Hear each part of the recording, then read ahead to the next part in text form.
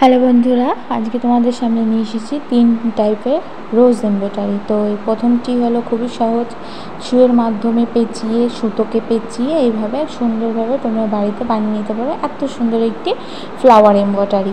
তো দেখো, ফ্লাওয়ারটি একটি দেখানো হচ্ছে। তো এইভাবে আমরা করে ফেলবো। তারপরে আমরা পাতা দেখতে পাবো। পাতা কী করে করা, পাতা তো সহজই, সবাই পারা যাবে, সবাই পারবে আর কি। তো পাতার ডিজাইনটি দেখো।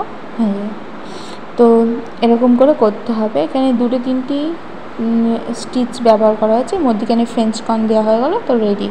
তো দ্বিতীয়টি দেখো, দ্বিতীয়টি তো খুবই সহজ আর বেশি ভালো লাগছে, এটা বেশ ভালো লাগছে। দেখো সেম, শুধু এখানে মধ্যখানে বেশ কিছুটা সুতো করে নিতে হয়েছে, শার্টিং স্টিচ করে নিতে হয়েছে। তো তারপরে ওই যে সেম আগে ফ্লাওয়ারটি যেভাবে করা হয়েছে এমন করে, শুধু এটা প্রসেসটা আলাদা। তো দেখো এমন করে নিতে হবে। তো খুবই সহজ আর খুবই দারুণ লাগছে। এমন করে করছে, একবার এদিক একবার ওদিক, মধ্যখানে একটা দিয়ে আনো। তো 3 নম্বরটি হলো সব থেকে সুন্দর, আর এটি একটু টাইম লাগবে, তবে এটি সব থেকে সুন্দর লাগছে আমার কাছে। তো তোমাদের কোনটা লাগলো সেটা কমেন্টের মাধ্যমে জানিয়ে দিও। আর এই এমব্রয়ডারিটি তোমরা যে কোনো জিনিসের পর করলেই ভালো লাগবে, আর ব্লাউজটি হাতায় করলে আরও ভালো লাগবে।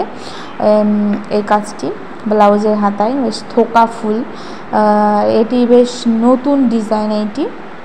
এই ডিজাইনটি নতুন।